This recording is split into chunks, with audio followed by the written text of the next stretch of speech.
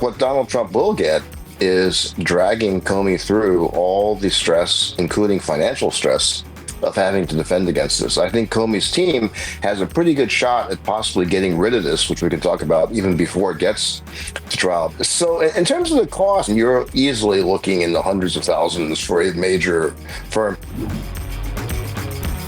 Welcome to the Daily Beast podcast. I'm Hugh Dougherty, executive editor of the Daily Beast. I'm sitting in for Joanna Coles. To all her fans, you can get your fix of her brilliance on the latest episode of Inside Trump's Head with Michael Wolff. It is absolute must listen. If you've not yet heard it, please subscribe. Go back and binge every episode to find out the real truth about this turbulent president from the man who really does know him best. Thank you to everyone who commented on the last episode of the Daily Beast podcast, where I was lucky to speak to Lieutenant General Mark Hertling about that bonkers pair of speeches to the generals by Pete Hegseth and Donald Trump. There were thousands of great comments. I just want to highlight one that's very personal from Kate Bergstrom, who said, "My mom served under Lieutenant General Hertling in Heidelberg, Germany. She always said it was an honour to work with him, a good dude and an excellent leader." Kate, everyone who commented, it was an honour to speak to him. We hope to have him back. And Kate, thank you for your mother's service. Please keep your comments coming in, even if it's to say you're struggling with my accent. I know many of you have said some very kind things. Thank you to our members, Celtic Caitlin and Queen the Genie. But I know Scottish isn't everyone's first language, so thank you for bearing with me. All right, today we are joined by a brilliant guest whose first language, unlike mine, is in fact the law. Shan Wu is a lawyer. He's a former federal prosecutor. Among other things, he defends free speech on college campuses, which I imagine makes you rather busy, Shan. But the reason I wanted to speak to you today is about a must-read column you wrote on the Daily Beast, headlined "All the Fatal Flaws in Trump's Case Against James Comey." Now, just to remind everyone, because let's be honest, who can keep up with all of this? James Comey was the FBI director who was fired by Donald Trump in May 2017. Since then, he's been a thorn in Trump's side. And Trump has been demanding he can be prosecuted for pretty much anything that he can think of. Late last month, Trump finally got his way. In the Eastern District of Virginia, a grand jury indicted Comey on 2 counts, 1 charge of making false statements to Congress and 1 charge of obstruction. So, Shan, welcome. Thank you for joining us. Thank you for your amazing expertise. I've got one question to start with here. Is Donald Trump going to get what he wanted? Is James Comey really going to go to prison? That's pretty unlikely. Even if he got convicted, the jail time would not be that significant. There's a whole matrix involved here. He's a first-time offender, the type of case that it is. However, what Donald Trump will get is dragging Comey through all the stress, including financial stress, of having to defend against this. I think Comey's team has a pretty good shot at possibly getting rid of this, which we can talk about even before it gets to trial. But I think the triumph for Trump here on the legal side is succeeding in getting an indictment lays a lot of hurt on the target. Okay, so let's just unpack that a bit. James Comey is going to be defended by Patrick Fitzgerald, and he was one of the most feared prosecutors that the federal system ever had, and he has retired, but he is obviously an incredibly distinguished lawyer. He's also one of James Comey's closest friends. How much expense are we really talking about here? I mean, presumably there's more to this than just James Comey bringing in his friend, no matter how ferocious a defender he might be. So in terms of the cost, I mean, obviously it varies a lot, and it's not impossible that if someone's a friend, I mean, I've represented people for free in certain investigations.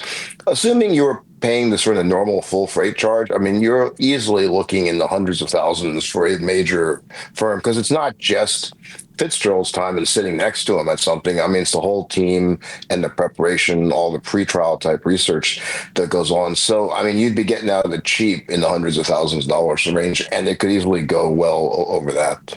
And again, just slightly unpacking what's going on here, James Comey, obviously, we know is a pretty wealthy guy. He was in private practice for a long time at a white shoe law firm. Right. But this is more about a message, isn't it? That it's not just Comey that should fear that sort of thing of having to spend hundreds of thousands of dollars and being shamed in public, but this is a message to loads of other people. Oh, absolutely. And you also see the message in the people that they got rid of at the U.S. Attorney's Office that actually did the indictment. It seemed like they couldn't find anyone to do it. The original U.S. Attorney there, the top prosecutor in the Eastern District of Virginia, a guy named Siebert, had evidently said, no, not enough evidence here. Just like he said, not enough evidence for Letitia James, the New York State Attorney General. So he either resigned or got pressured to quit or was outright fired.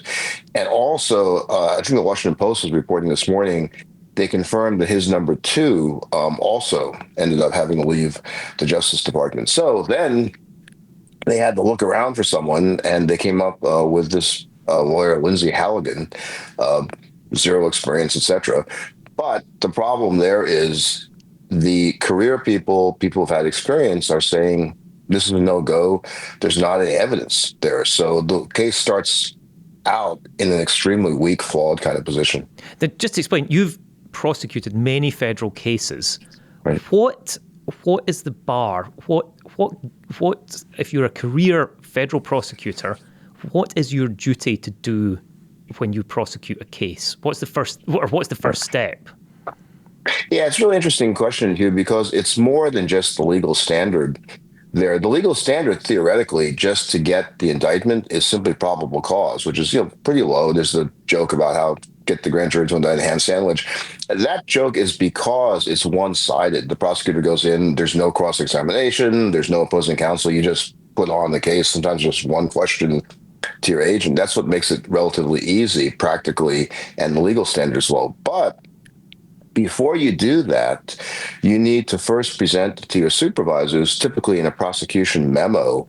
You lay out the pros and the cons in a more serious, complicated case, particularly if it's a case involving a very high-profile, politically charged situation. You want to run that up the chain, make sure everybody agrees with your assessments of that. And in your assessment of that, it's not even just the evidence. Again, the bare evidence might be, okay, it sounds like a crime if we prove it. Instead, the Justice Department has a manual that guides U.S. attorneys. You have to be certain that at trial, you could prove it beyond a reasonable doubt. So even though the legal standard for indictment is actually just probable cause, the real standard you're working with is proving this beyond a reasonable doubt. Then you say, yeah, I think we can do this at trial. Here's the evidence. Here's why. So those are the steps that you'd have to go through. And I'll add one more kind of twist in this tale, which is apparently they presented not two, but three charges to the grand jury. And the grand jury only returned two, meaning they did something called a declination on one of them.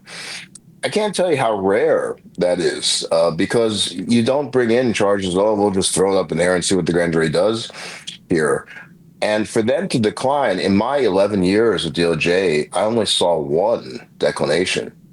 And the other piece to it, which I'm not sure we covered as deeply in the piece I wrote, is the vote was also very weak. Right. You only need a majority, and they barely got the majority in those two. Those two things would tell a prosecutor, this is a very poor case. I had cases where we had the votes, but back at the office talking to the supervisor, they're saying, you barely got the majority here. We either need to shore this up, or is it a signal it's just not a case worth bringing? So all those are very, very weak signals on this case.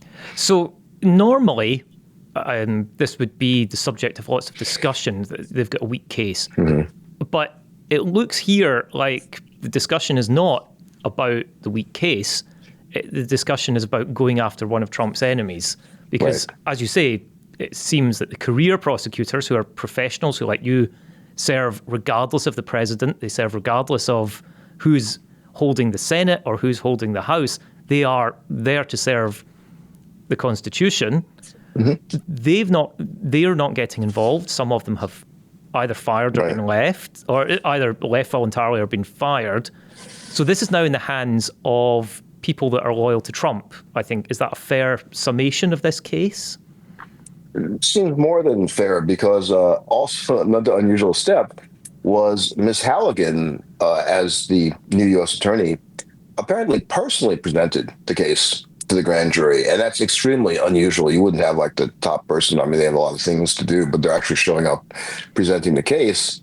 She also went to court when the indictment was returned to the magistrate judge. She had some snafus when she was there, probably due to inexperience, and haste makes waste.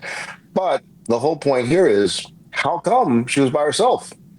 Maybe she wanted to get the credit of personally being there, but there was nobody else with her. And there is a suggestion there that she's having trouble finding the career people to do it. So that's highly unusual. And you've seen that a lot in the Trump DOJ, is top officials actually showing up in court to do the dirty work, the wet work. And that's very odd, because usually they're too busy. They're better qualified people who are really up on the case. So it could be a sign that they're really having trouble finding people. So just spell out, what's the next steps in this case? James Comey has not yet appeared in court.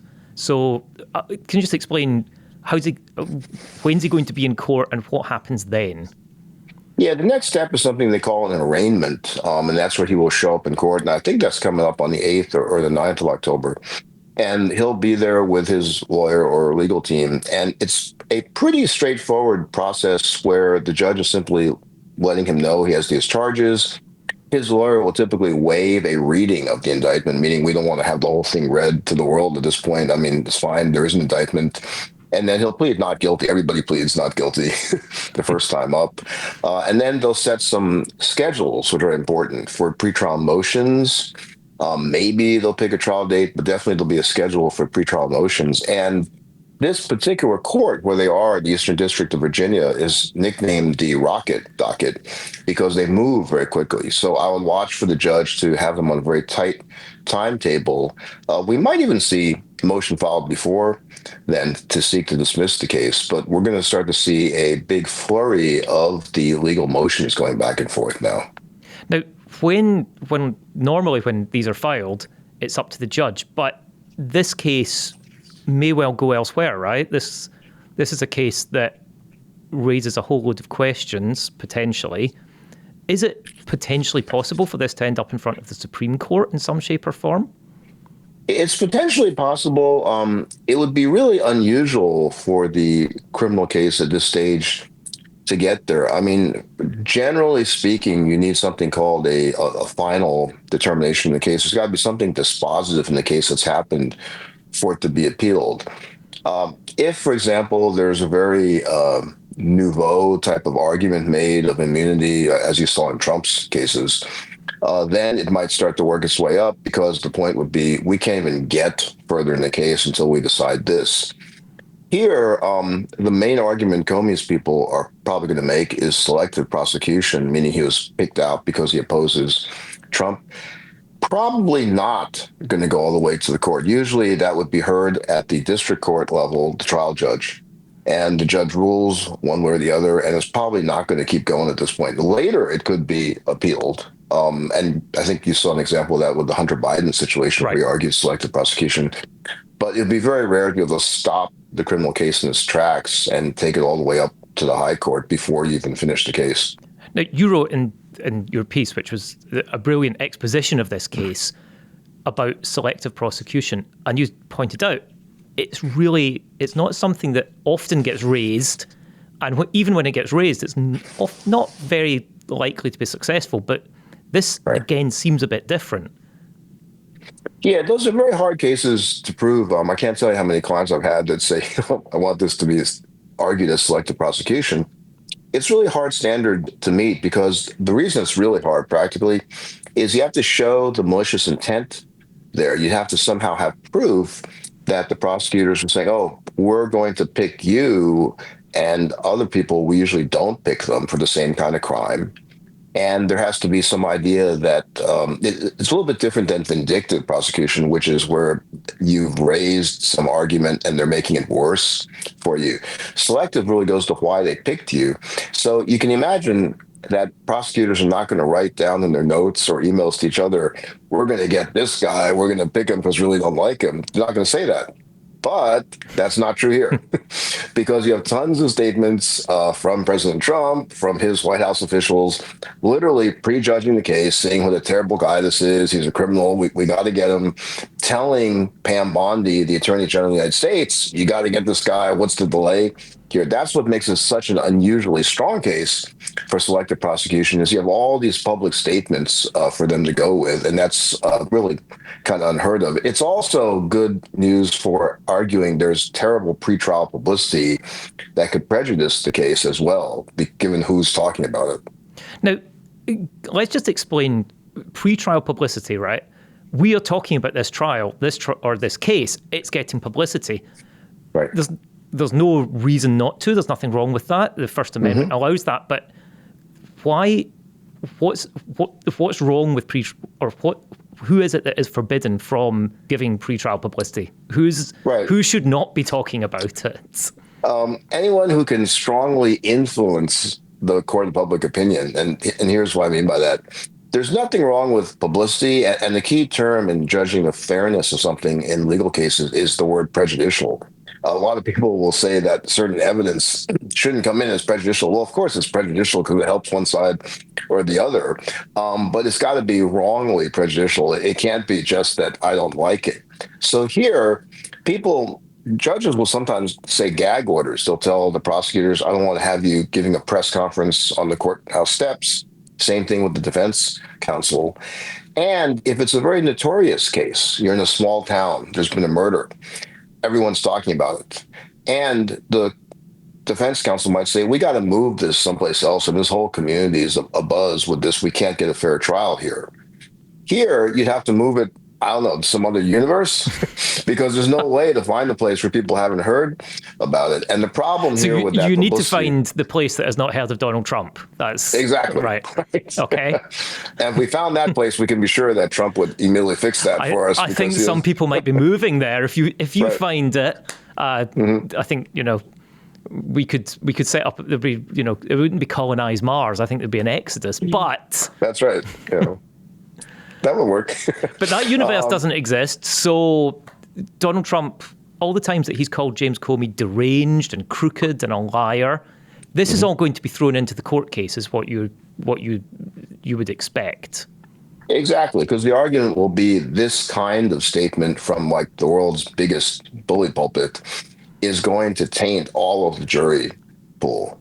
And it kind of works both ways, too. I mean, you certainly could have people who say, I can't stand, the president's remarks. I can't stand him. I don't care if it's his DOJ. I'm voting against them. So it works to both sides. But the defense is going to say these kinds of remarks, telling everybody they're prejudging the case. He's a terrible human being. That makes it impossible to get a fair trial any place on the planet, really. And that's the argument that's going to be made. Not as strong as the selective prosecution case, because as you're pointing out, of course, there's publicity in this case. And the judge will say, well, we can take care of that in jury selection. We'll ask a lot of questions, try and really ferret out the prejudices here. But it's definitely going to be a big issue. So let's just game plan a bit, and let's imagine that this trial is going to take place, which, as you say, not 100% guaranteed. Right. When the trial begins, one of the things that people might be slightly surprised, in fact, Donald Trump might be slightly surprised by, it's not going to be on camera. Federal courts are always held, I was going to say behind closed doors. That's not fair. You can go and watch, right. But it's not going to be visible to the outside world. And then it's going to is it going to sound pretty technical? Because what James Comey is charged with is that he didn't tell the truth to Congress. And that then goes to what he told Congress back in 2017, and it sounds very hard to unpack. How can Lindsey Halligan make it accessible to jurors and also pleasing to Donald Trump, who is, after all, the audience here? Yeah, that's a tall order. Is that just an impossible mission?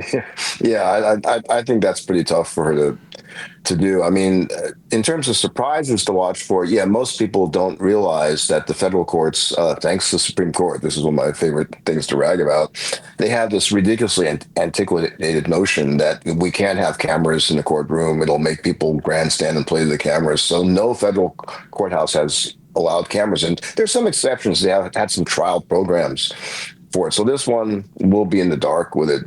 They'll have the old-fashioned runners. They're coming running out of the courtroom to hit the cell phones, because you can't have cell phones in there either. I was going to say that I've myself, as a reporter, been the victim of having to run out of federal court, get my cell phone out of the locker, and then frantically try to work out, can I find it? Can you get a signal? And nothing works properly, and the Wi-Fi is down, and it's it seems like a remarkably old-fashioned system for something that is so so high profile.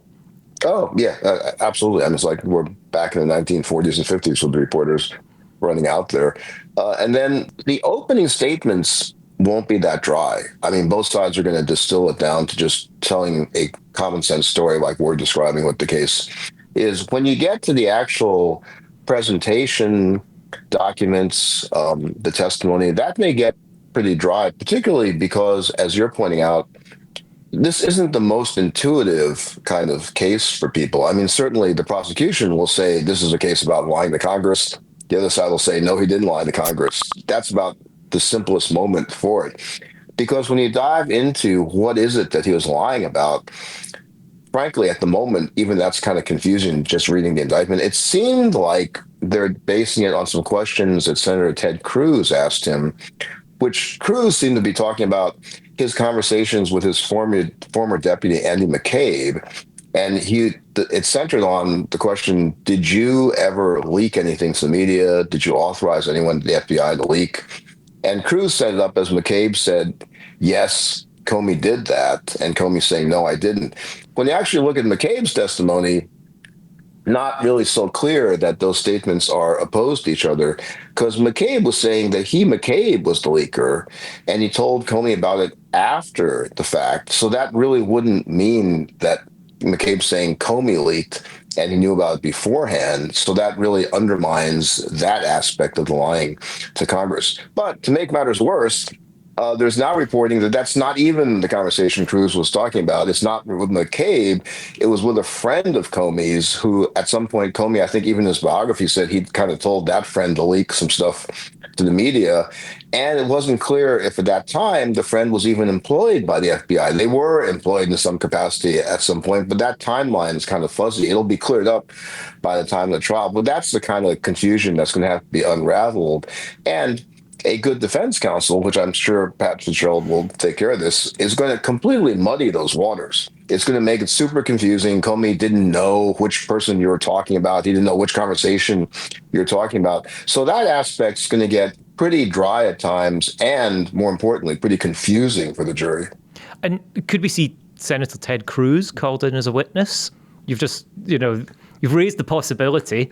Many people, I'm sure, would be engaged to see that.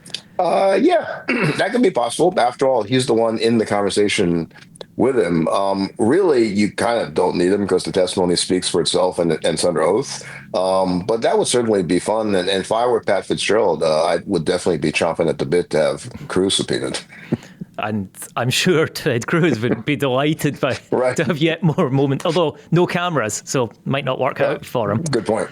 Yeah. Regardless, we were talking a bit about this at the beginning, but regardless of the outcome here, this is not normal, right? No FBI director has been the personal target of a presidential demand for prosecution. And we've never really seen a president in our lifetimes anyway, and, historically it's not a thing, presidents demanding direct prosecutions, and certainly not of what appears to be personal enemies. Is our justice system up to dealing with this? The system is up to dealing with it. And, it's not just the FBI directors. I mean, it's a sort of constant calling out from the executive branch who should be prosecuted. And Trump likes to keep referring to himself as he's the chief law enforcement officer, which I suppose technically in some ways you could make that case, but no other president tries to see themselves that way. They are usually satisfied with being merely the commander in chief, not also the top cop as well. The system is set up for some guardrails here. Some of them have failed already. The first point would be that the Justice Department would think twice, weigh the evidence. They don't seem to be doing that. Second would be the career prosecutors doing the same thing. They don't seem to be doing that, or they've been fired because they will do that. So now it is up to the adversarial system where you have defense counsel. People still have a right to a lawyer here. And that's one guardrail they'll mount to defense. And then you have the judiciary. What are they going to do? The judge will consider it. And certainly the trial court judges seem fine to take care of that. That's what they do all the time. You've seen in a lot of the non-criminal areas all these policy fights about the legality of Trump's policies. Trend seems to be you win at the trial courts. Sometimes you win at the Court of Appeals. It's when you get to the Supreme Court that you tend to be losing all the time. So pretty good guardrails at the trial court level. And then the question will become what the appeal is. But in a criminal case, trial court really counts a lot. They're overseeing the case through the jury verdict. And if there is an acquittal, meaning the defendant isn't found guilty, there is no appeal for the prosecution. If he's found guilty, the defendant can keep appealing. But if there's an acquittal at the trial level, that's the end of the story. So that is a big advantage here for the strength of the guardrail. Now, we should say that Trump has already been complaining about the judge in this case, right? Because he's a Biden appointee. But just to clear that up, many people probably wonder, how does a judge get picked? These are random picks. They literally have the equivalent of a lottery wheel, and whoever gets picked out of it. So there really is not a sense of particular judges being assigned to it. That's also true at the Court of Appeals level when they have the panels of judges hearing it. That's also a random assignment. There's more room for ideology at the Court of Appeals. They're writing opinions, interpreting precedent. A little less room for that at the trial court level, where really we talk about judges as either being pro-defense, meaning they tend to lean over backwards to give the government a hard time, protect the defendants, or pro-prosecution, where they tend to give the prosecution a lot of deference. You very rarely hear at the trial level lawyers complaining this judge is a Democrat or Republican, that ideology is affecting it. It's really more just whether they're pro-defense or pro-prosecution in the criminal arena. That's pretty hopeful, but I'll just point out when you, in your column, which again I urge people to read, you said that even the price of bringing the case is too much for our country. Can you just spell that out for people? Because you've offered a very positive review, as it were, of the judicial system and the judiciary and ultimately the common sense of a jury, but this is not without price. The price is that the federal prosecution system, which is embodied in the Justice Department, is really broken right now. I mean, this president has succeeded in wiping out the leadership's ability to do anything. He's just taken away leaders that might stand up to him. And he's managed, at this point, one can safely say that the DOJ really functions as his personal attorneys. He's got some of his personal attorneys serving in the top positions, and they do what he wants to do. And that is a terrible situation for the country. It's completely against the concept of an impartial justice system. And one thing I pointed out in the column was we make a lot of comparisons to the Nixon administration for good reason. But there are also huge differences. And one difference there is in the leadership of the Justice Department and their conscience. Because when Nixon tried to get his attorney general to fire the Watergate special prosecutor, who was the bane of his existence, the AG then refused and quit. Then he went to the deputy attorney general, the number 2 person, who also refused and quit. That's known as the Saturday Night Massacre. That's happening. That could have happened like every day in the Trump Justice Department. And to some extent, you're seeing that. There are lots of resignations happening, people leaving the department, people being fired. And that's sort of like a massacre of the criminal justice system right now at the federal level. That is terribly damaging. It's bad for the not only real justice, but people's perception of the department, their trust in the criminal justice system. That's all going down the tubes right now. That's going to take a long time to repair. We're not even begun the process of that repair yet. So there might be people out in the wider world who say, well, James Comey, Hillary's emails, I don't really like him. He messed around with Trump. Oh, well, but this Trump's got his enemies, but they're not me. Mm-hmm. Is that enough? I mean, or why should a normal person who's just walking down a street, living a normal life, going and getting their cappuccino in the morning, why should they be worried about what can seem like a very abstract and far away exercise of rival powerful people?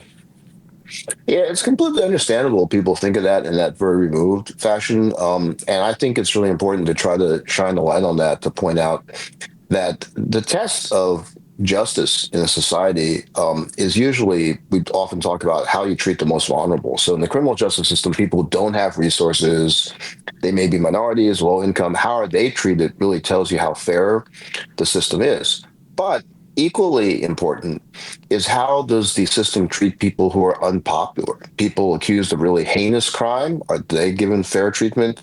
People who are disliked, who are controversial, are they given fair treatment? And the reason that's important is because all of us have experienced moments where somebody doesn't like us. That can happen. Schoolyard bullies, whatever it is.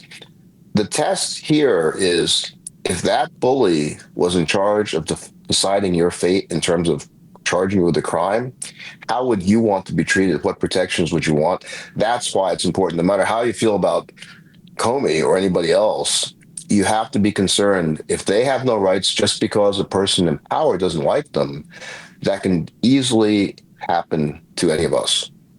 I just want to finish on a hopeful note, though, Shan. You think that the justice system can survive and be brought back from this? I think it can be. I mean, you'll need obviously change in administration, wholesale change at the Justice Department. But right now, that particular piece of the foundation, the integrity of the federal Justice Department, that's broken. It's just not working. So it's completely dependent kind of on the judiciary right now. And that's not the way it's supposed to work. I think it can be brought back. I mean, we're only talking, 4 years here. It can be changed. But what can't be changed, Hugh, is all the damage that's done, not just to the institution, but to actual people, the lack of proper prosecution priorities, the injustices, that's damage that you can't really repair. Shan, we can only hope that somebody of your integrity is currently inside the justice system. Well, you are inside the justice system, but inside the federal system, that we can only hope that people of your integrity are there to catch up and make it whole again. Thank you for joining us. Thank you for your brilliant insights. And we look forward to having you back soon, although we do not look forward to having more bad news about the justice system, I should say. But I think we are probably going to have lots of reasons to speak to you in the near future. Trump has promised more prosecutions, and there's bound to be much to talk about in those too. Shan, thank you for joining us. Oh, thanks for having me. Good to see you. Thank you to everyone who's watched and listened. If you enjoyed this podcast, drop us a like, subscribe, share it with your friends, share it with your enemies. It's probably a good idea to share it though with Trump's enemies, because there's some very good advice from Shan for them here. We couldn't bring you such great guests without the support of our members. Thank you, thank you, thank you. We want to give a big shout out to our B Beast level members, Karen White, Heidi Riley, Connie Rutherford, Sharon Shipley, Andrew Hodell, and Free DC. If you're not a member yet, there's still time to join before our big October event. Joanna will be hosting a members-only live stream on October the 16th, so get your questions ready and your comments. If you want to be part of that very special live stream, just hit the join button on YouTube. There are many more member benefits and more live streams to come. And to make sure you never miss any of the news, subscribe to the Daily Beast. It couldn't be easier. Go to dailybeast.com. Thank you to our production crew, Devin Rogerino and Anna Van Osen, our editor, Jesse Millward, and as Joanna always says, please remember, be Beast.